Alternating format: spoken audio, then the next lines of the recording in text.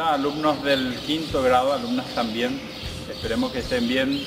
Vamos a entrenar, vamos a correr, vamos a entrenar un poco de velocidad y atención también.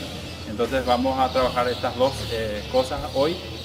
Y entonces vamos a esperar sus tareas, vamos a esperar sus trabajos. Antes de cada ejercicio nosotros vamos a correr, vamos a trotar, podemos andar en bici y después jugar estos juegos o realizar estos ejercicios.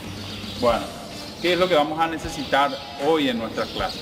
Vamos a necesitar, pueden ser algunas botellas, 4 botellas, 1, 2, 3, 4 botellas, y podemos usar algunas remeras viejas que ya no usamos más, 4, pero de diferentes colores. De diferentes colores ponemos 4 en este lugar.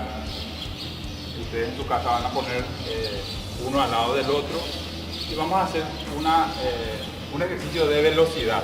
Este ejercicio de velocidad lo va a mostrar la profe. Podemos poner un espacio no tan grande, puede ser un poco grande, pero no tan grande también. Entonces vamos a correr. Entonces la profe va a empezar, corre, toca, retrocede, perdón, y ahora va a tocar una remera, solamente tocarlo, retrocede, va con el segundo, toca y retrocede, lo hace así rápido, en caso ustedes van a hacerlo rápido, después toca el último, en la última roja. Entonces así vamos a trabajar un poquito de nuestra velocidad. Después de hacer estos ejercicios, ustedes pueden hacerlo en casa también. Si vos tenés hermanito o hermanita, vamos a hacer juntos. Entonces decimos ya, y nos vamos corriendo, retrocedemos. Ahora sí nos vamos a tocar, retrocedemos y vamos.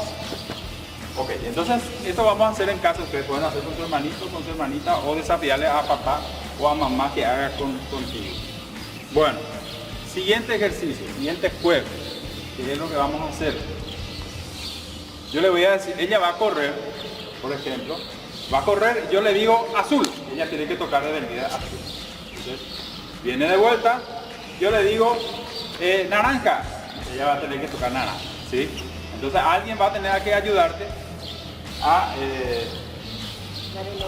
dar el orden para que vos puedas tocar algún objeto. ¿Por qué? Porque es un juego de atención también. Así es, entonces esta es nuestra clase, esperamos sus videos. Así es. Chao, chao.